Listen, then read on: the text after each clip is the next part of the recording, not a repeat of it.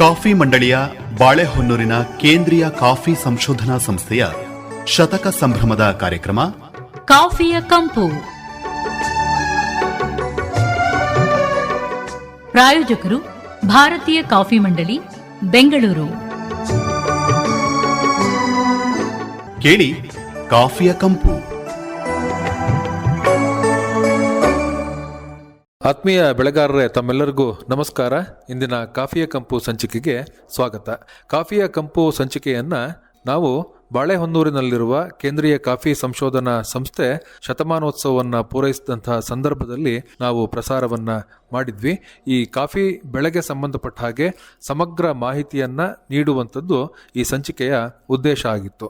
ಸುಮಾರು 107 ಸಂಚಿಕೆಗಳಲ್ಲಿ ಇದುವರೆಗೆ ಪ್ರಸಾರವಾದಂತಹ ಈ ಒಂದು ಕಾಫಿ ಕಂಪು ಮಾಲಿಕೆಯಿಂದ ಕಾಫಿಯ ಮಂಡಳಿಗೆ, ಕಾಫಿಯ ಬೆಳೆಗಾರರಿಗೆ ಏನೆಲ್ಲ ಅನುಕೂಲಗಳು ಲಭಿಸಿವೆ ಅನ್ನುವಂಥದ್ದನ್ನು ತಿಳಿಸಿಕೊಡ್ತಾ ಇದ್ದಾರೆ ಭಾರತೀಯ ಕಾಫಿ ಮಂಡಳಿಯ ಅಧ್ಯಕ್ಷರಾದ MJ ದಿನೇಶ್ ಅವರು. ಸರ್, ತಮಗೆ ನಮಸ್ಕಾರ, ಕಾರ್ಯಕ್ರಮಕ್ಕೆ ಸ್ವಾಗತ.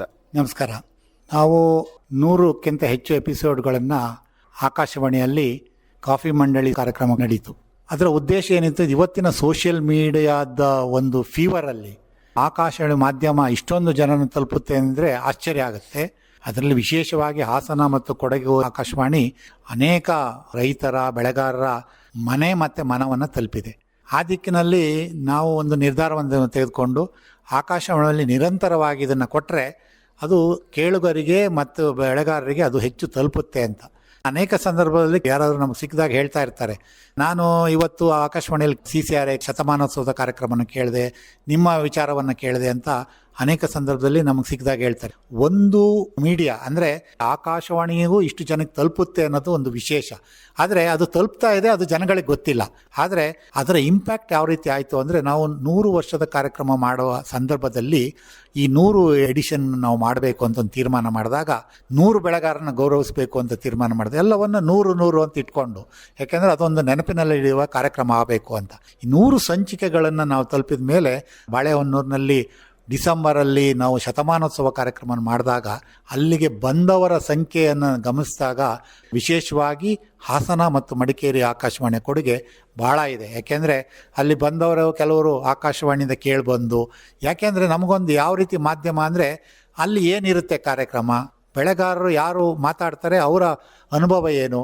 ಆಕಾಶವಾಣಿಯವರು ಸುಮಾರು 2-3 ಸತಿ ಬಾಳೆಹೊನ್ನೂರಿಗೆ ಬಂದು ಧ್ವನಿ ಮುದ್ರಣ ಮಾಡಿ ವಿಜ್ಞಾನಿಗಳೊಂದಿಗೆ ಅಲ್ಲಿ ಡಿಸ್ಕಸ್ ಮಾಡಿ ಪ್ರಾಕ್ಟಿಕಲ್ ಆಗಿ ಈ ಕಾರ್ಯಕ್ರಮವನ್ನು ಮಾಡಿದರೆ ಅವ್ರಿಗೆ ಒಂದು ಏನಕ್ಕೆ ಅಂದರೆ, ನಿಮ್ಮದು ಕೇಂದ್ರ ಸರ್ಕಾರದ್ದು ಸರ್, ನಮ್ಮದು ಕೇಂದ್ರ ಸರ್ಕಾರದ್ದು ಅಂತ. ಅವ್ರಿಗೆ ಅಂದರೆ ನಮ್ಮದೇ ಕೆಲಸವನ್ನು ಮಾಡ್ತಿದ್ದೀವಿ ಅಂತ ಭಾವನೆಯಿಂದ ಭಾಳ ಚೆನ್ನಾಗಿ ಮಾಡಿದರು. ಕಾಫಿ ಮಂಡಳಿ ಅಧ್ಯಕ್ಷನಾಗಿ ನನಗೆ ಹೆಮ್ಮೆ ಇದೆ, ಸರ್ಕಾರಿ ಸಂಸ್ಥೆಯಲ್ಲಿ ಈ ರೀತಿ ಕೆಲಸ ಮಾಡೋರು ಇದ್ದಾರೆ ಅಂತ. ಸೊ ಪ್ರೀತಿಯಿಂದ, ಹೃದಯದಿಂದ ಯಾವುದೇ ಕೆಲಸವನ್ನು ಮಾಡಿದರೆ ಅದು ಜನರನ್ನು ತಲುಪುತ್ತೆ, ಜನಗಳ ಮನವನ್ನು ತಲುಪುತ್ತೆ ಮತ್ತು ಮನೆಯನ್ನು ತಲುಪುತ್ತೆ. ಈ ದಿಕ್ಕಿನಲ್ಲಿ ಆಕಾಶವಾಣಿಯವರಿಗೆ ಕಾಫಿ ಮಂಡಳಿ ಅಧ್ಯಕ್ಷ ಮತ್ತೊಮ್ಮೆ ಧನ್ಯವಾದ ಹೇಳ್ತೀನಿ. ಮುಂದಿನ ದಿವಸಗಳಲ್ಲಿ ನಾವು ನಿಮ್ಮೊಂದಿಗೆ ಮತ್ತಷ್ಟು ಕಾರ್ಯಕ್ರಮವನ್ನು ಮಾಡಬೇಕು ಅಂತ ಯೋಚನೆಯನ್ನು ಮಾಡಿದ್ದೀವಿ. ಅದು ನಮ್ಮ ಬೆಳೆಗಾರರಿಗೆ ತಲುಪಲಿ, ನಾವು ಮಾಡಬೇಕು ಅಂತಿದ್ದೀವಿ. ಅದಕ್ಕೂ ಇದೇ ರೀತಿಯ ಪ್ರೋತ್ಸಾಹ ಆಕಾಶವಾಣಿಯದು ಇರುತ್ತೆ ಅಂಥೇಳಿ ನಾವು ಅವ್ರಿಗೆ ಮತ್ತೊಮ್ಮೆ ವಿಶೇಷವಾದ ಧನ್ಯವಾದವನ್ನು ಕಾಫಿ ಮಂಡಳಿ ಅಧ್ಯಕ್ಷನಾಗಿ ನಾನು ವಿನಯಪೂರ್ವಕವಾಗಿ ಹೇಳ್ತೇನೆ. ಕಾಫಿಯ ಕಂಪು 100 ಸಂಚಿಕೆಗಳಲ್ಲಿ ಮೂಡಿಬರಲಿಕ್ಕೆ ತಮ್ಮ ಒಂದು ಒತ್ತಾಸೆ ಇದಕ್ಕೆ ಬಹಳ ಮುಖ್ಯವಾದಂತಹ ಕಾರಣ. ಅದರ ಜೊತೆಗೆ ಭಾರತೀಯ ಕಾಫಿ ಮಂಡಳಿಯ ಮೂಲಕ ಕೈಜೋಡಿಸಿ ಇದು ಸಾಕಾರವಾಗಲಿಕ್ಕೆ ತಾವು ಅನುಕೂಲವನ್ನು ಮಾಡಿಕೊಟ್ರಿ. ಇದರಿಂದ ಲಕ್ಷಾಂತರ ಕಾಫಿ ಬೆಳೆಗಾರರು ಅನುಕೂಲವನ್ನು ಮಾಡಿಕೊಂಡಿದ್ದಾರೆ. ಈ ತರಹದ ಸಂಚಿಕೆಗಳನ್ನು ಮುಂದಿನ ದಿವಸಗಳಲ್ಲೂ ಕೂಡ ಕಾಫಿ ಮಂಡಳಿಯ ಜೊತೆ ಸೇರಿ ನಾವು ಮಾಡುವಂತಹ ಕಾರ್ಯವನ್ನು ಮಾಡೋಣ. ನಿಮ್ಮೆಲ್ಲ ಸಹಕಾರಕ್ಕೆ ಧನ್ಯವಾದಗಳು. ನಮಸ್ಕಾರ ಸರ್. ನಮಸ್ತೆ, ಧನ್ಯವಾದಗಳು. ಇದುವರೆಗೆ ಕಾಫಿಯ ಕಂಪು ಪ್ರಸಾರವಾಯಿತು. ಪ್ರಾಯೋಜಕರು ಭಾರತೀಯ ಕಾಫಿ ಮಂಡಳಿ, ಬೆಂಗಳೂರು. ಕಾರ್ಯಕ್ರಮದ ನಿರ್ಮಾಣ ಅರಕಲಗೂಡು ವಿ ಮಧುಸೂದನ್. ಹಾಸನ ಆಕಾಶವಾಣಿಯಲ್ಲಿ ಸಿದ್ಧಪಡಿಸಿದ ಈ ಕಾರ್ಯಕ್ರಮವು ಮಡಿಕೇರಿ ಆಕಾಶವಾಣಿಯಿಂದಲೂ ಬಿತ್ತರವಾಯಿತು.